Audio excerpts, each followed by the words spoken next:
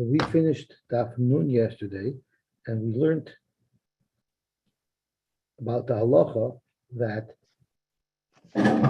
when the bas is nezoinus, she's only nezoinus from a taltalin. And there was a discussion back and forth if there's a special takana that they made in the aliyah to allow a bas to take nezoinus even from a taltalin. And we also had a halacha that Shmuel said that leparnasa, meaning when you're marrying a girl off, when somebody's being married off, and you need to give her money to take into the marriage or nedunya, that would be taken from a taltalin. And the way it would be taken is that I guess Bezdin would have to assess what would his father have given had he been alive. And now we're continuing on with this shaila of whether or not we take from the metaltlin of the estate to give mezainos to support the Yosy. So on the second line from the top, the Gemara starts with the story. Ahu Yason v'Yosy the also the kamei derava. My Gemara is not printed properly. I believe in your Gemara it says also the kamei derava. If I'm wrong, correct me, but I looked at other Gemaras that had it printed properly. I guess I have like an old-fashioned Gemara. So who Yason v'Yosy the also the kamei derava. Omar lahu Rava. Rava told him, Helu liYosem b'shvil Yosy. He told Apotropos. So there was an Apotropos asking Rava, how do I distribute these funds? Can I give mezainos to the Yosy? So Rava told him a simple solution. Give the Yosem a lot more than he needs for his mezainos, so that he will also have enough to feed his sisters with him. Amr le Rabban le Rava, how could you say that? Amar hu de Omar, you yourself paskin mi mekarki below mi metaltalin.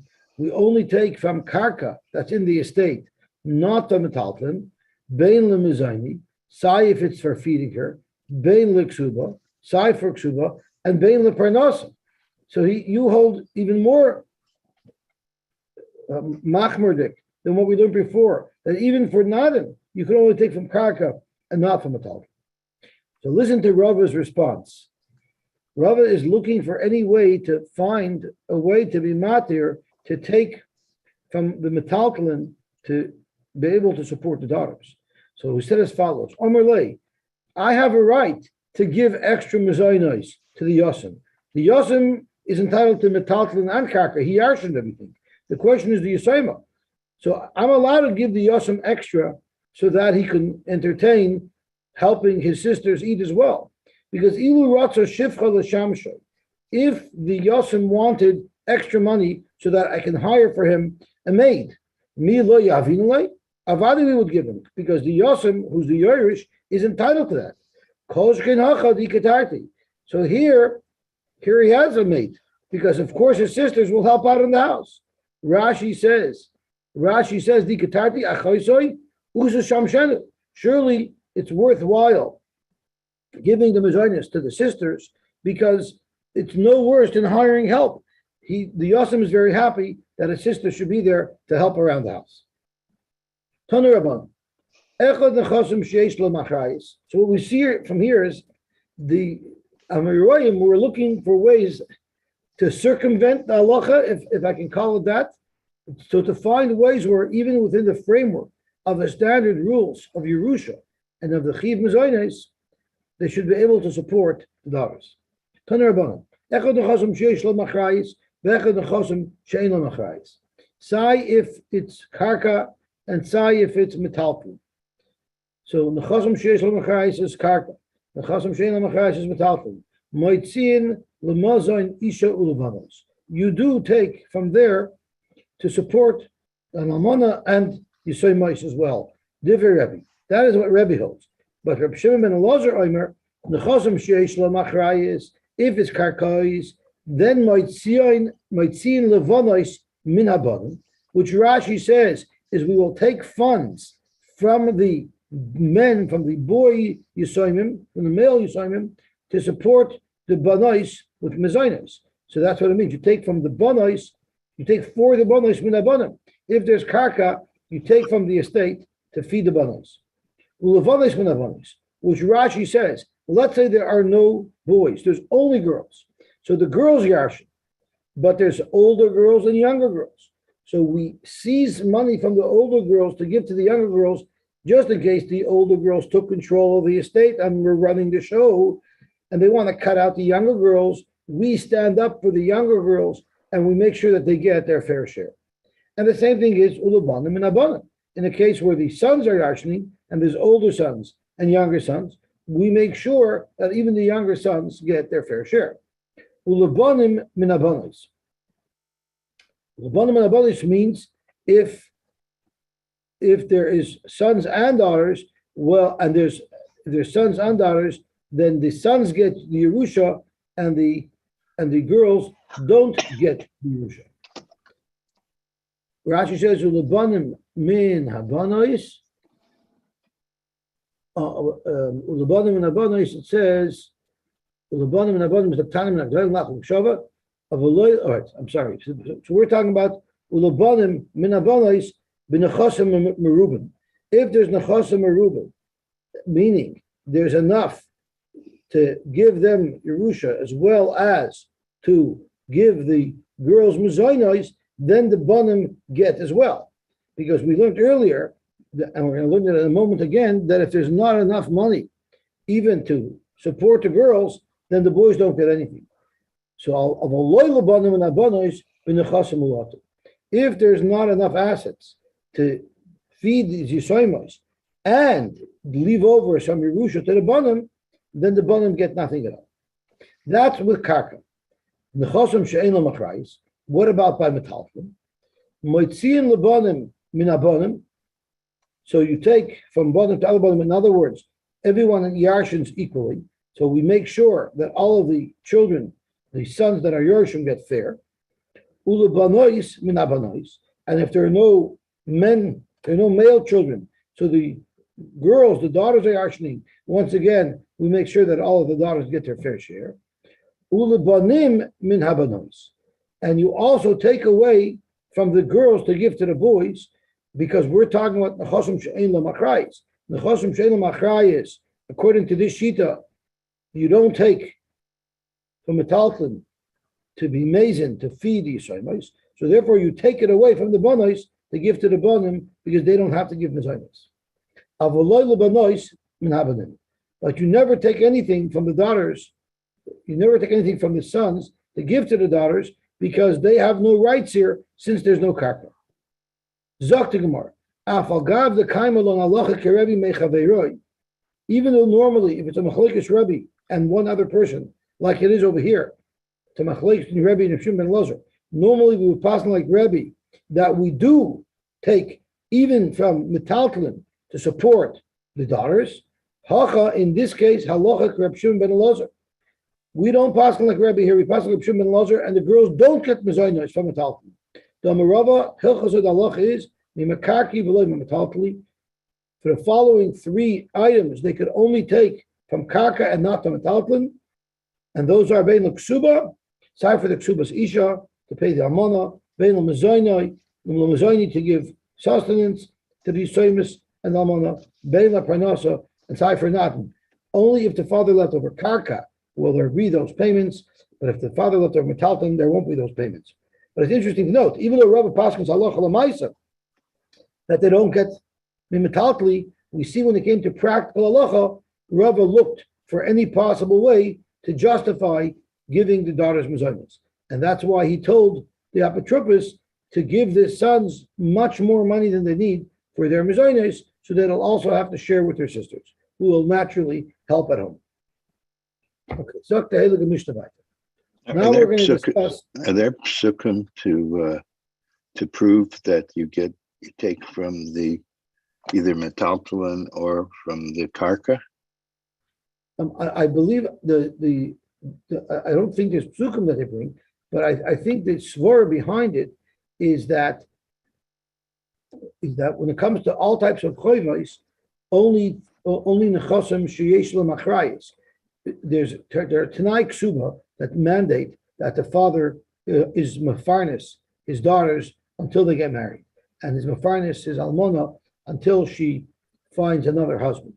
But his nechosim that are leaned to pay for that are only karka, just like when it comes to Abal Choiv, who's collecting money, he can take it from a field that his loiv is sold after the loan, but he cannot take from a taltlin that his loiv is sold after the loan. So it has the same rule as any other loan. So it's just for based on other halachas, basically. That's right. And it's all based on the reason why metaltlin doesn't have a chrayis is because there's no coil on these things. In other words, karkas, there's a coil when someone sells it, and it's trackable. Metaltlin is not trackable. It's not like nowadays where cars have serial numbers, so you can put a lien on a car and repossess it. Anything other than karka was not really very trackable. So because of that, the only type of things that we would allow a malva to collect from would be karkois, because then everybody knows where it came from and can protect themselves accordingly. So according to the Mandi Yomer that holds metaltlin, you take from metaltlin, what's his for? It probably, the only thing that I could think of is similar to what the Gemara said on the base. Elamidas Rachmanis.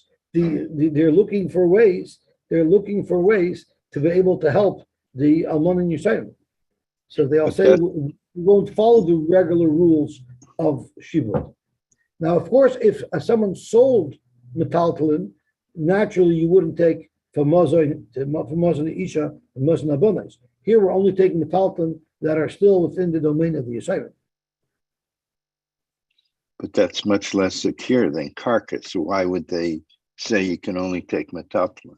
Oh no, it's not only. They're saying you could even take, even if there's no karka, even if there's no karka, you still have an option to take from it. Okay.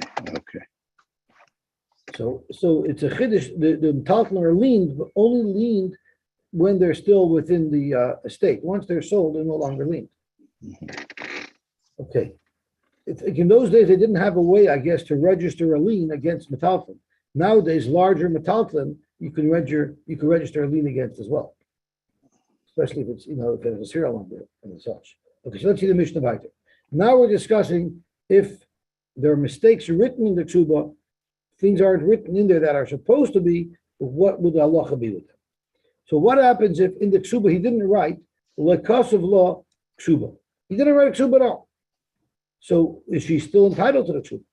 So the Gemara says, Besula Goyv Mesayim, the main ksuba of which Chazal were Mesakim, that's in place, that Chiyav is in place, whether or not it was actually written in the ksuba. So therefore, Besula Goyv Mesayim, which is what Chazal set up for her, the Almana, and Almana will be like, warning. Why? Because it's a Tanai Bezdin. It's not an optional Ischayvus, it's a mandatory, and therefore it's put in place with or without a tube. Cause of law, Sada Shavamana Tachas Masai. What if he wrote, I'm giving you as collateral a field that was worth a money, but the Chiyav Ksuba that he had was Messiah. So what if he provided collateral that was inadequate? So cause of law, Sada Shavamana Tachas Masai says, the cause of law, Kol Nechasim the Istli Achrayin Liksubasayich. And he didn't write the catch-all phrase, which says that all of my assets are collateral for this ksuba. Rather, he designated one particular field, which actually wasn't worth enough to pay out the full ksuba. The loch is chayiv. Anyway, all of his assets are meshubit. The lien is automatic. Shehu Tanai Bezdin. Once again, it's a Tanai Bezdin that he has to provide mana or masayim, depending on who he marries, and also it's a Tanai Bezdin that all of his nechosim are leaned to guarantee that mana masayim. Now, there's another Tanai Kshuba that we know it says. The one of the Tanai Kshuba is that he has to redeem her if she becomes kidnapped. What happens if a loy cost of law im tishtaboi afrikinach? If you are kidnapped, I will redeem you. And if I'm a Yisrael and I'm allowed to live with you, even though you're a nenas, I'll take you back as a wife. And if it's a kohen writing this ksuba, the kohenes will write I'll give you back to your father's household, but I can't marry you anymore. I can't take you back if you're an ensa. So chayiv is chayiv anyway, even if that's not written in the tshuva. Show t'nai bezdin. Anybody has a chiyuv, but we won't seize your assets to pay. Here we'll actually seize his assets to pay. Chayiv shu t'nai bezdin. Nishbis. What if she got captured? So this is a cute story here. She got captured. Chayiv luftoisa. Then he asked to redeem her. Well, what if he says, you know what, I'll give her a get. Instead of redeeming her, I'll just give her a get. What? Well, yeah, shliach figured it out. Let her figure it out. So v'im amar harei gita uksubas, and I'll pay the ksuba. For all you know, the ransom could be 10 times what the ksuba is. So what if he says, here's her get, and here's her ksuba, v'tiftes atzma, and let her take care of herself. I'm out of here. The halacha is eini rishai. He can't. Rash eini rishai shekfar neschai v'pidyoin mishanishbis. That's like an insurance claim after you sold your car. 10 years later, someone makes a claim against you from 10 years ago. Your insurance company at that time is still liable to pay for claims that date back to that time. So here too, he already accepted liability, and therefore he's mukhliv to pay the ransom. What happens if Laksa, she became ill? Chayav l'rafaisa, because the halacha is, Rashi tells us, and we learned it earlier, that the chayav to heal her is k'mezainos. Just like he has to give her food, which we said is either the raisa or it's tachas ma'aseh now, but he has responsibility to feed her. So too, he has a responsibility to buy her the necessary medicines and to get her the necessary medical care. Amar harei gita uksubasa. What if she became sick and then he said, you know what? I'm terminating. Here's the get, here's the ksuba. Then terapas atma, let her deal with her own health issues. Rashoy is allowed. And the justification is because the refuah is like mezainos. At any time, I say I can divorce my wife and not support her anymore. But pidyon is not like mezainos. Pidyon is keneged that he got Paris. So he has that liability regardless. But just like ongoing mezainos, he could terminate with a get. So too, he could terminate his chiyuv to heal her with a get. But the insurance policy that he provided for her to pay her ransom, that's in effect. Zakramar Reb Meir. This Mishnah must follow Reb Meir, the Omar, Kol HaPoiches L'Besula Mimasayim, L'Almana Mimana, Harezi Bilas Nus. Reb Meir is this Mishnah who says that automatic, we always say that there's triggered the Tanai Ksuba. The mandatory Tanai Ksuba are automatically triggered.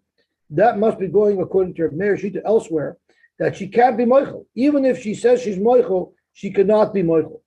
The Rabbi Yehuda, Ha'amar Ratza Kosev L'Besula, Shtar Shal Masayim. He could write a Besula, yes, I owe you 200. He could Seves, and she could write back, Is Kabalti Mimcha Mana. So there she's explicitly stating that she was Moichel. So therefore, according to Rabbi Yehuda, she could be Moichel. Who didn't, if he didn't write her in the Ksuba and she was Moichel, he doesn't have to give the Ksuba. But according to her Meir, she can't be Moichel. It's a mandatory chiyuv.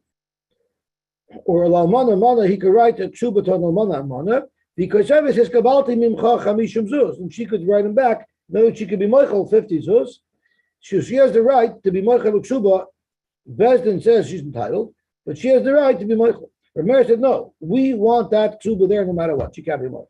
So since our Mishnah says even if he didn't write it, we assume that it's there. So our Mishnah holds that even if she was Moichel, it wouldn't make a difference. She's still entitled to her tshuva of Masayim if she's a psula, and Mana if she's an Alman. Ema Sefer. Let's look at the second half of our Mishnah. Cause of law Sada Shavach Shava Mana Tachas Masayim Zuz. But the cause of law called Nachasim the Istli Achrai Nuksu Masayim. He missed out, he omitted an important line in the Ksuba. Chayiv. There the Mishnah says Chayiv Shahu Tanai Bezdin, because it's a Tanai Bezdin. Now there's a machloikis if Achrai is Toh Sofer. And that is as follows. If Reuben is going to be borrowing money from Shimon, so Shimon is going to say that if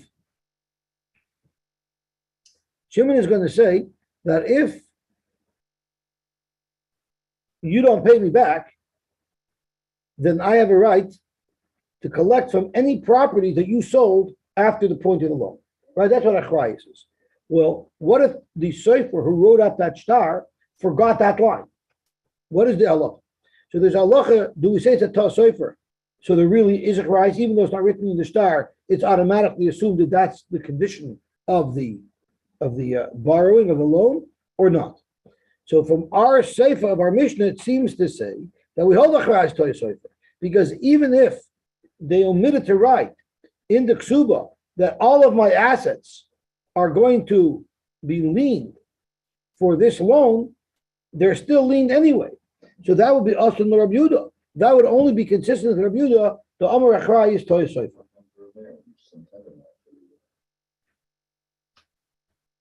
But it doesn't say that. There would have to be a Tanai explicitly stating it.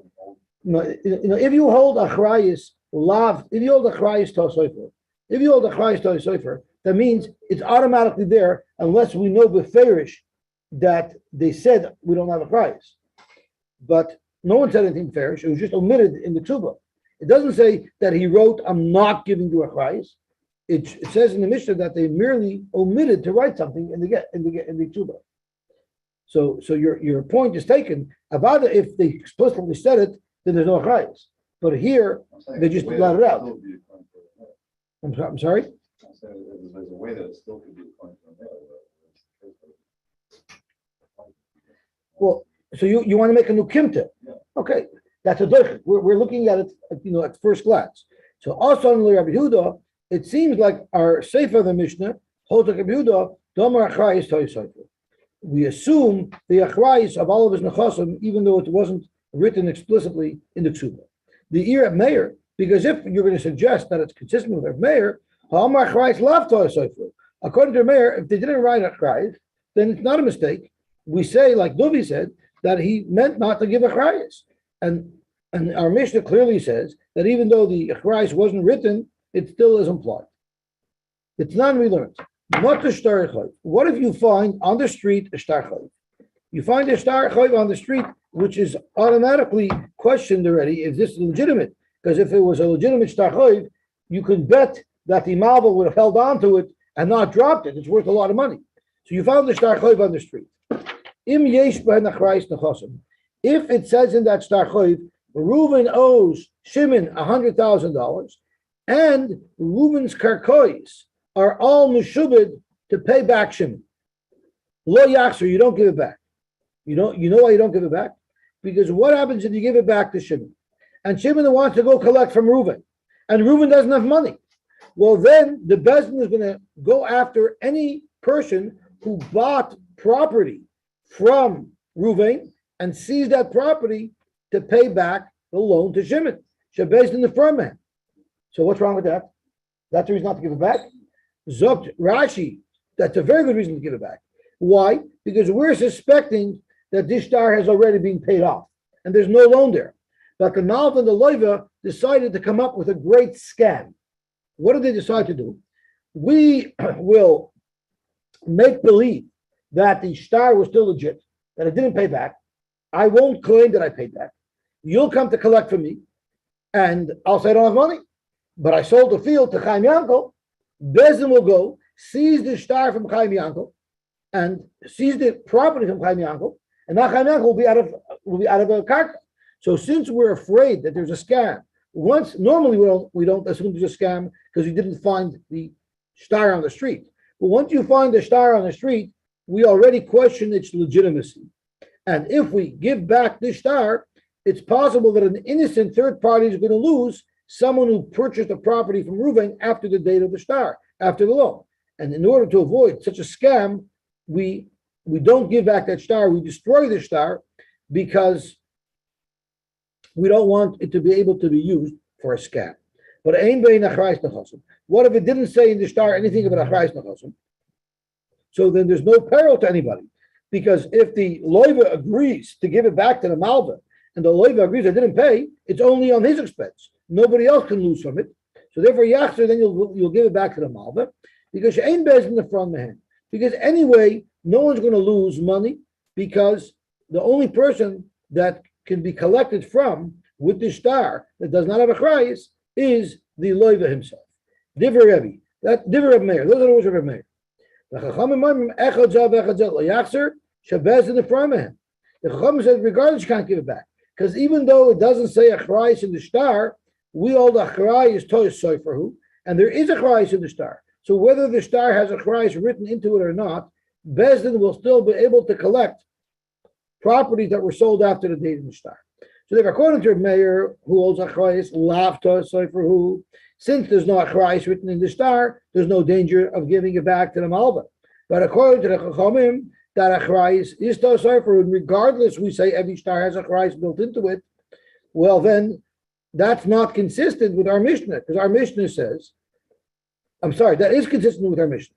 Our Mishnah says that even if you didn't write achrayis in the ksuba, it's automatically there's achrayis, which is consistent with the Chachamim and not Reb Meir.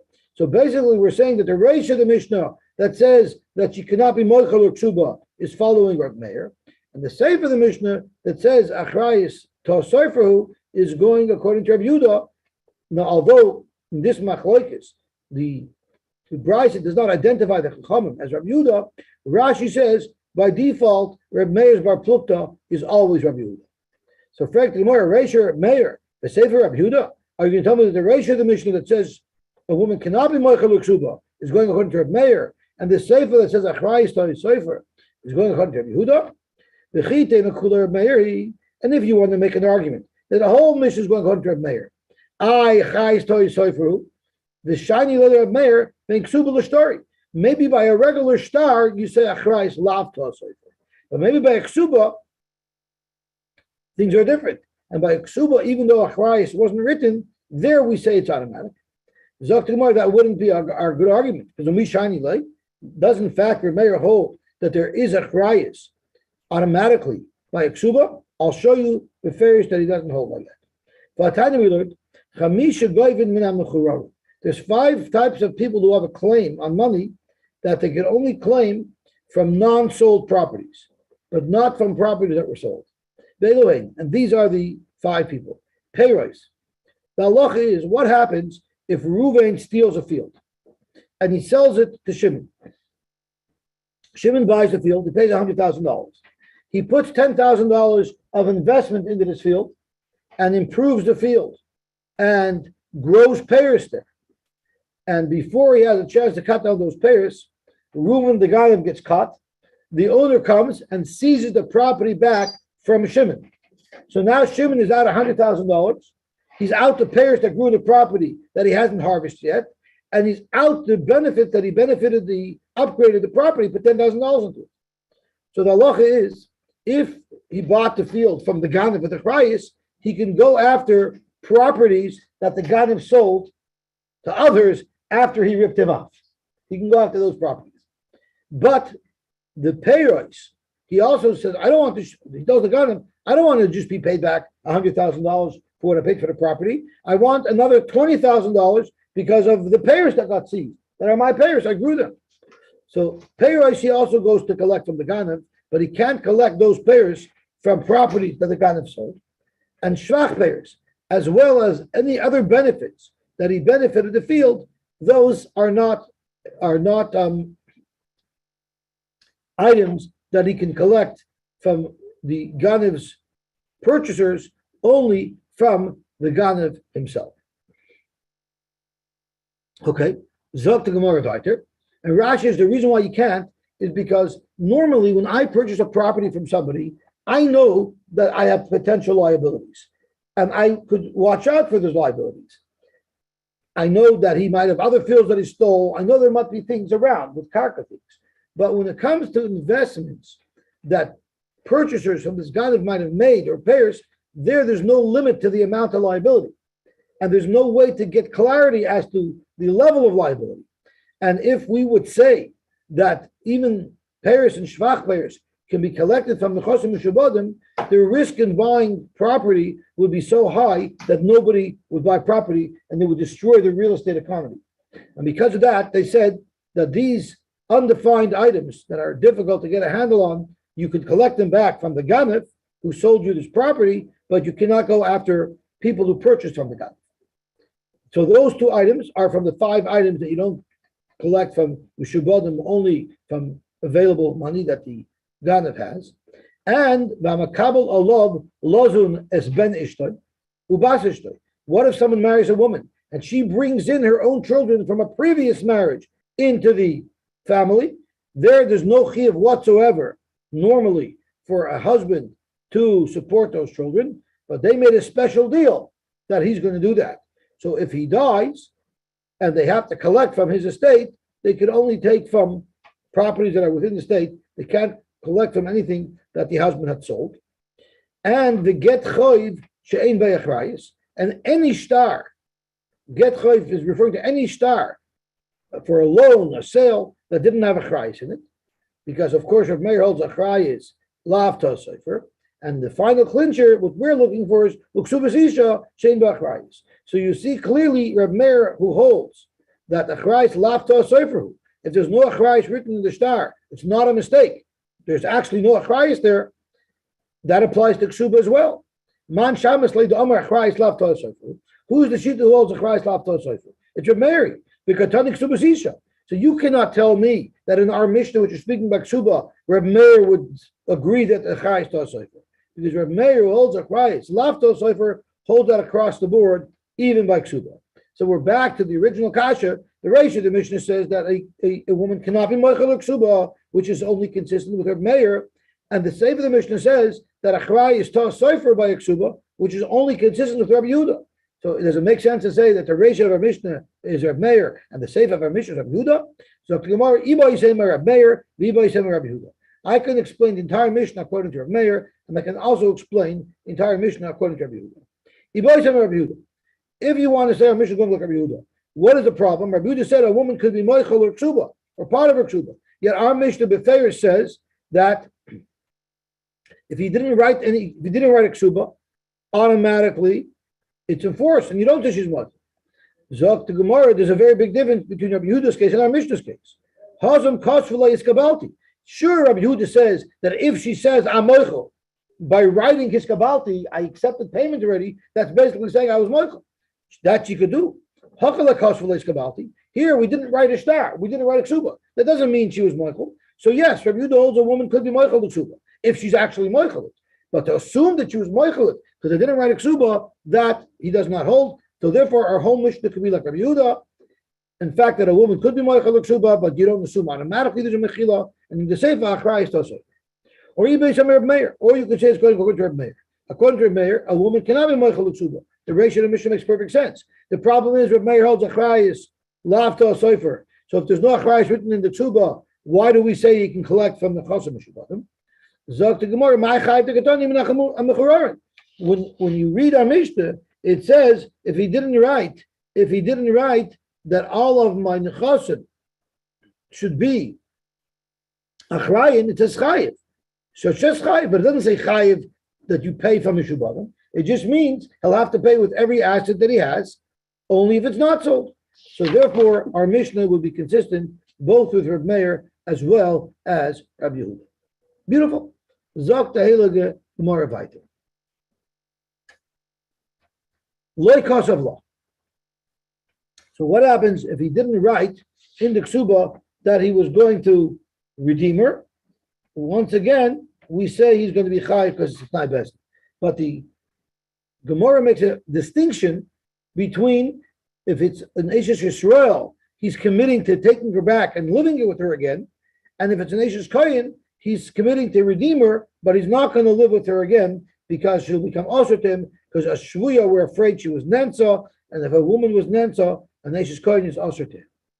Amar Avu Shmuel, Ashes Yisrael Shenensa, the wife of a Yisrael who is misanis, Asura Labaila shall be also to her husband. This is a departure from what we expect. Why? We're afraid that sure, when he originally attacked her, she was resisting, she was an Inus. But maybe in the middle, she liked it. And since the end of the Bia might have been Baratan, she might have liked it. Therefore, we have to answer her to her husband. Rav asked the Kasha on Navu Shmuel, how could you say this? Look at our Mishnah. If you are captured, After Kinach, I will redeem you. And I'm going to marry you again. So you, Abu Shmuel, says a woman who's nenas, we have to assume she's usher. That's against our Mishnah. Our Mishnah says that a Yisrael will take his wife in. He commits to that in the Tzuba. Ishte. Abu Shmuel was silent. But really, there was a very good response that he could have had. And he was silent for no reason. Kari Rav Alei, Abu Shmuel. Rav commented about Abu Shmuel, who was silenced when really he had a very good answer. Sarim Atru B'milim. Great officers were plugged with, they held back words. The chaf yasimu lepim, and they covered their mouth. In other words, they really could have said something, but they withheld. Ma Yisrael Meimar. What could Abu Shmuel have answered if a woman who is nanas he considers asur l'bayla? How could this man take this woman back? B'shvuya kilu, because by shvuya they were meko. And Rashi explains a shvuya doesn't mean we know she was raped. A shvuya means she was a shvuya. Maybe she was nanas. There we'll let him remain married to her. Abu Shmuel is talking the case where we know for sure she was violated. If we know for sure she was violated, then she'll be usher to her husband. Frag the Gemara, that makes no sense. Doesn't the Torah say beferish that if a woman is nanas, she's mutter to her husband? So how can Abu Shmuel say that if a woman is nanas, she's usher to her husband if we know that she's mutter to her husband? So the Gemara, Shmuel will say, when do we say that a woman who's nanas is mutter to her husband? That's only if Adam could say testimony that during the entire ordeal she was screaming and protesting. So we know that she didn't agree at the end. This is a shita of great chumrah. We don't pass like this. Upliga de Rava, but Abu Shmuel argues on Rava. The Amar Rava, if the original attack was ba'inus, the saif brought, and even though in the middle it felt very good, and therefore she succumbed and she was barotan, afilu hi aimeris hinichuloi. Even if people are coming to save her, to pull this violator off of her, and she said, "No, please don't. I don't want him to stop." Shil maloi nizkakla hisay. Even if at this point she's saying, even if he didn't attack me, I would pay him. I would pay him to continue. So you see clearly at the end she wanted still muteris. We still don't consider this beratzon to answer her to her husband. Rather, she's mutter her husband. My taima yetzer albasha. It's not her fault. Once she's in it, the Yetzer Hara is very strong, and that she can't overcome, and that's still considered anoinus. That is still considered anoinus. So Rashi says, Yetzer Albasha, the Gamza Ainus. Even the fact that she wants now is also anoinus. Shabbatchilas Be'ila, she Be'oinus, the original part of the Be'ila, when it first started, it was definitely Be'oinus, it was definitely against her will, but Helbisha Bo'el Yetzer. That caused her to have a tremendous taiva once she's in it, and it's not her fault that she cannot stop. Let's see Tosfos for a second. Asur l'bayla. Abu Shmuel said a woman who's nenas is asur l'bayla. Frekt Tosfos amor de kakasha. Ein lahachis me Esther. Navashores l'mordechai. Esther, who was always nenas by Achashverosh, all the way till the end when she brought it upon herself, she was mutter to her husband. According to Abu Shmuel, how could you say Esther's mutter to her husband? And for Tosfos, tzedekas gemur haisa. Abu Shmuel was speaking about an average woman. An average woman, once she's in it, she's going to want to finish. But Esther was such a tzedekis, even if she's in the heat of the moment, she would still not have been interested.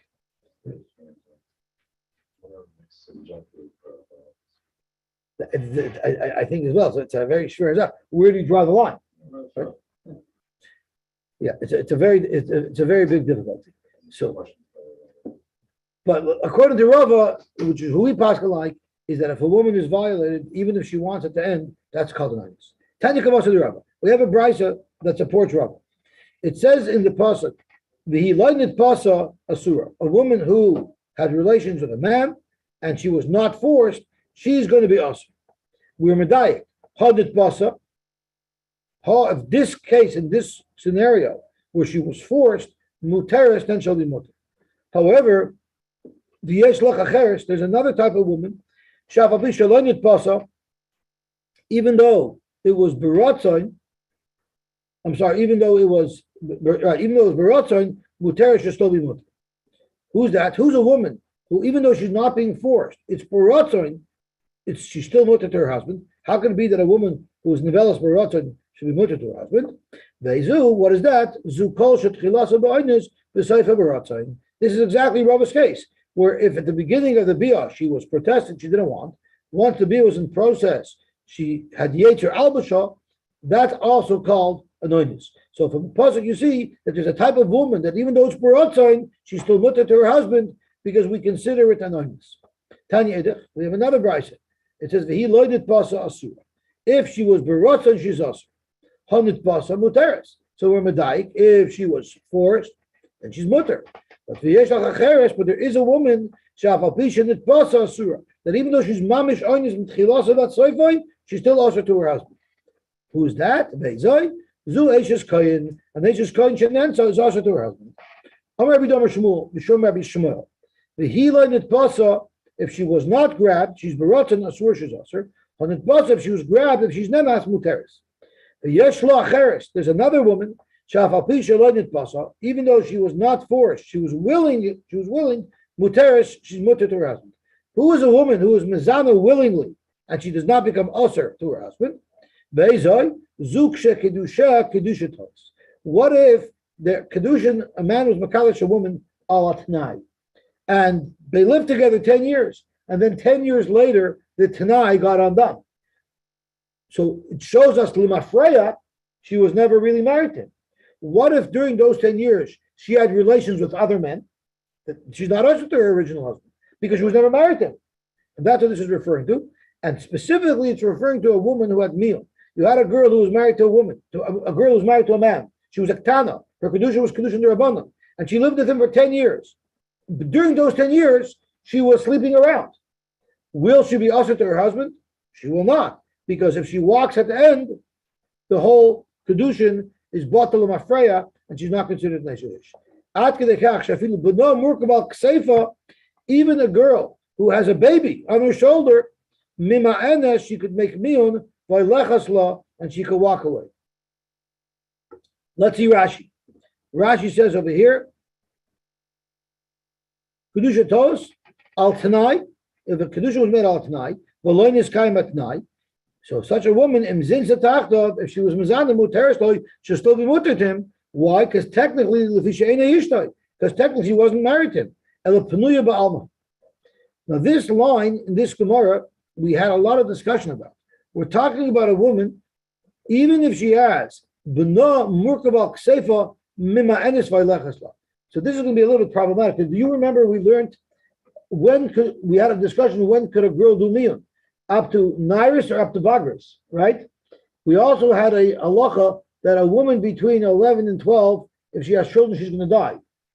After 12, if she has children, so she had to have had a child after she became 12, and then was mamayin right after that. There's a small window. She couldn't have had the baby earlier, she would have died. Well, it must go according to the sheet who holds you could do miyun up until she's a Bagris. Because if you could only do miyun up until she's a Naira, it wouldn't be possible. Because she couldn't have had a baby that survived. Well, she has 6 months, period. Yeah. So talk to more about her. Amar Yehuda, Hani Nashi de Gan Veganvi. There were Ganavim who would just seize women. Rashi tells us, Shagam Veganvi, the second wide on in Rashi, Shalistim Goyindim Mitachs Balaim. These bullies would go and just seize women from their husbands. Shoyer Legravrayu. They're mutter to their husbands. Why? Surely, these kidnappers, if they violate the women are not in agreement. How could you say that these women are forced? They're feeding them. Once they're captured and they're being violated in the camp or wherever they're staying with these kidnappers, they're serving them. They're treating them very nicely. Zakt Gemara Machmasira. They're not doing it because they love them and they want to be married to them. They don't want to get their heads cut off. Fact Gemara, but it's more than that. They prepare their weapons for them. They help them. They're literally being their assistants. Zakt Gemara once again Machmasira. That's why it doesn't mean anything. However, Vadai, surely if Shafkinu, if the robbers say you know what? We'll let you go home. You can go home because die. The Oslo min Shayu, and they now willingly say we want to stay with you, then Asir, and then they become Asir. Because that's the only litmus test. The fact that while they're in captivity, they're pampering these men, that doesn't show anything. That shows they're afraid for their life. But if they're given the option to leave and they want to stay willingly, that's already proof that they're Barats and they become Asir. Yeah, there's something syndrome.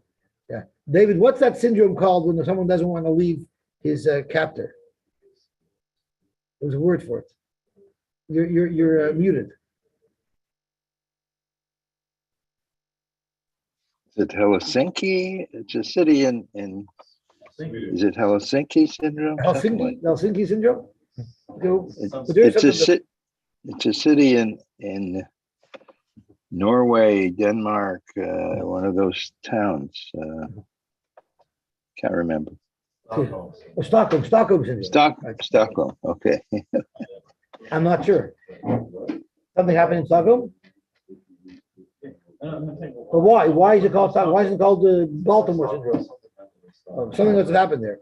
Okay, Tanner Shvuya Malchus. What if the king? What if a king captures a woman? Hare and Kishvuyan, they're like Shvuyan, and of course they're considered nanas, they're mutter to their husbands.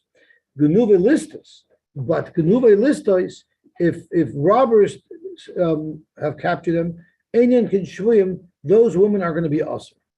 Frek the Gemara about Tanya Ibra, we learned the opposite. So when Malchus and Malchus Leikasher, it's not schwer. The one case where it says Malchus, the women are mutter, and one case they're usher. Have Malchus achashverosh. The Malchus that we say that they're mutter to their husbands is Malchus achashverosh, where they're listed and the women don't want to be there, and it's completely against them. Will Have Malchus ben Netzer. Ben Netzer, Rashi says, was also a listim, but the Lochad Ayoresh, he would capture cities, Umalach and he would become king over those cities. The Nasser Roish listim, he ended up becoming the head of all the gangs, and he became like a little monarch. Over the day Tanan, by him it says, women who he captures will be ushered to their husbands. You know why? The Sovra Mintsov Kanosov law of the Novelas Baratin. Women want him. He's going to be the next king. And since women want him, because he's going to be the next king, it's considered Baratin. Listas like Kasha, the same thing. Haba ben Netzer, Haba listim de Alma. Ben Netzer is a robber who women want to be married to because they'll be the queen eventually. But a regular robber, they'll just be the wife of a criminal. They're not interested. Frank Gemara, I don't understand. We had Ben Netzer, who you're comparing to a melech, and we have Ben Netzer you're comparing to a listim. Is he a melech or is he a listim? Ben Netzer hasn't currently melech, but currently listim. I'm sorry. Zok the Gemara in Gabe Cheshverosh listim. Compared to Cheshverosh, he was a cheap criminal. Gabe listim the Alma melech. But compared to all the other listim who were just petty ganovim, he built empires, so he's considered a melech. So we'll stop here. I just find it very hard to understand. A Yiddish woman who's captured by a goy who will eventually be the president. She would not want anyway. Every Jewish woman would rather be married to her simplest Jewish husband than to be married to Trump. What?